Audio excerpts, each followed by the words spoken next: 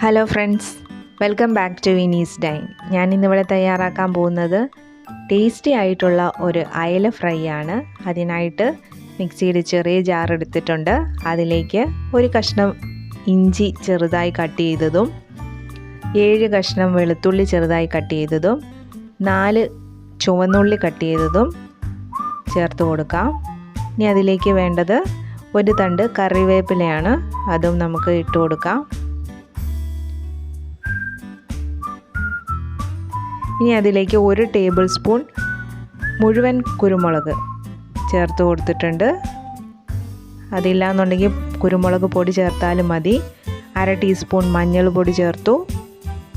ഇനി അതിലേക്ക് മുളക് പൊടി ചേർത്ത് കൊടുക്കാം. 2 table spoon red chilli powder ചേർത്ത് കൊടുക്കാം.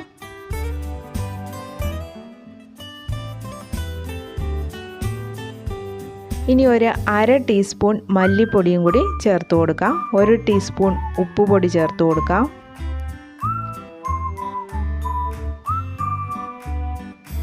ഒരു ചെറിയ നാരങ്ങയുടെ ജ്യൂസ് ചേർത്ത് കൊടുക്കാം. 1 ടീസ്പൂൺ വെളിച്ചെണ്ണ കൂടി ചേർത്ത് കൊടുത്തു. ഇനി ഒരു 2 ടേബിൾ സ്പൂൺ വെള്ളം കൂടെ ചേർത്ത് ഇത് നല്ല പേസ്റ്റായിട്ട് ഒന്ന് അരച്ചെടുക്കാം.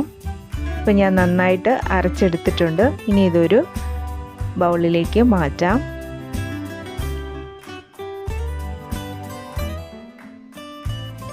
ഇനി നമ്മൾ ക്ലീൻ ചെയ്ത് വെച്ചിരിക്കുന്ന മീൻ ഇട്ട് ഈ മസാലയെല്ലാം നന്നായിട്ട് തേച്ച് പിടിപ്പിക്കാം മീനിലേക്ക്. ചെറിയ ഇടത്തരം മീനായ കാരണം ഞാൻ അങ്ങനെ തന്നെ എടുത്തിട്ടുണ്ട്. അതുപോലെ വാലൊന്നും കളഞ്ഞിട്ടില്ല. വീഡിയോയ്ക്ക് വേണ്ടി ഒരു ഭംഗിക്ക് ഇരുന്നോട്ടേ എന്നോർത്തു. എന്നിട്ട് അതിൽ വരഞ്ഞു കൊടുത്തിട്ടുണ്ട്. ഇങ്ങനെ വരകൾ ഇട്ട് കൊടുത്താൽ അതിലേക്ക് മസാലയൊക്കെ നന്നായിട്ട്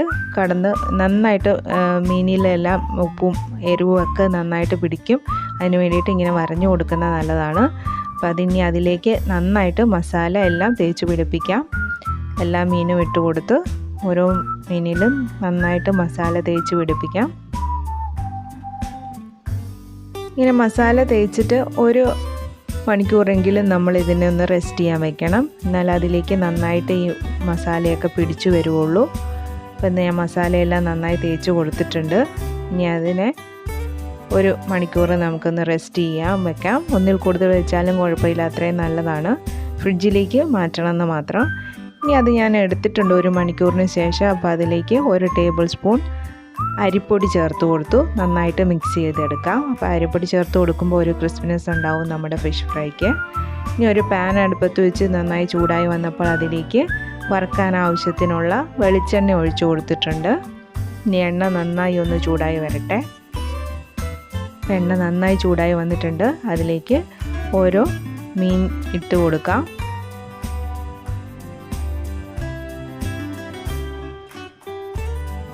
മീനൊക്കെ ചേർത്ത് കൊടുത്തതിന് ശേഷം ഫ്ലെയിം സിമ്മിലാക്കണം. അല്ലാന്നുണ്ടെങ്കിൽ മസാലയൊക്കെ കരിഞ്ഞു പോകും. അതുകൊണ്ട് ഏറ്റവും കുറഞ്ഞ ഫ്ലെയിമിൽ ഇട്ട് വേണം ഇനി നമ്മളതിനെ വറുത്തെടുക്കാനായിട്ട്. ഇങ്ങനെ കുറഞ്ഞ ഫ്ലെയിമിൽ ഒരു 6 മിനിറ്റ് ആയി. ഇപ്പോൾ ഒരു സൈഡൊക്കെ നന്നായി മൊരിഞ്ഞ് വന്നിട്ടുണ്ട്. ഇനി നമുക്കതിനെ മറിച്ചിട്ട് കൊടുക്കാം.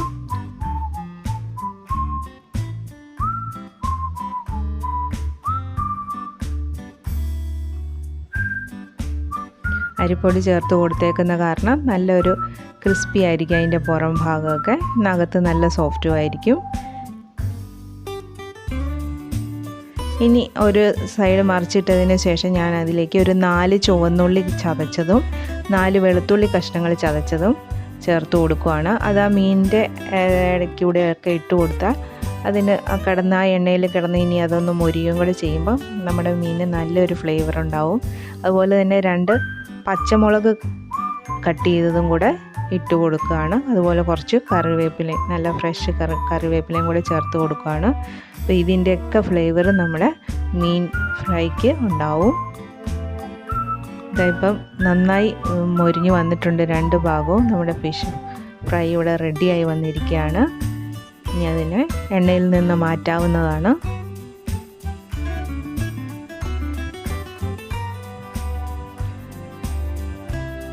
നോക്കിയേ, വളരെ ടേസ്റ്റി ആയിട്ടുള്ള ഫിഷ് ഫ്രൈ ഇവിടെ റെഡിയായി വന്നിരിക്കുകയാണ്. പുറമൊക്കെ നല്ല ക്രിസ്പിയാണ്, എന്നാൽ ഉള്ളിൽ നല്ല ജ്യൂസി ആയിരിക്കുകയും ചെയ്യും. വളരെ ടേസ്റ്റി ആയിട്ടുള്ളൊരു ഫ്രൈ ആണിത്. അരിപ്പൊടിയൊക്കെ ചേർത്ത് വരുന്ന കാരണം ഒരു പ്രത്യേക ടേസ്റ്റ് ഉണ്ടാവും. അതുപോലെ തന്നെ ആ നാരങ്ങാ നീരിൻ്റെ ആ ഫ്ലേവറും ഉണ്ടാവും, ചെറിയൊരു പുളിയും അതിൻ്റെ ആ ഒരു ഫ്ലേവറും ഒക്കെ കൂടെ വന്നിട്ട് ഒരു അടിപൊളി ടേസ്റ്റി ആയിട്ടുള്ള ഒരു ഫിഷ് ഫ്രൈ ആണ്. എല്ലാവരും ഉണ്ടാക്കി നോക്കൂ, എന്തായാലും ഇഷ്ടമാകും. വീണ്ടും നല്ല വീഡിയോയുമായി കാണാം. Stay safe, stay happy, bye bye.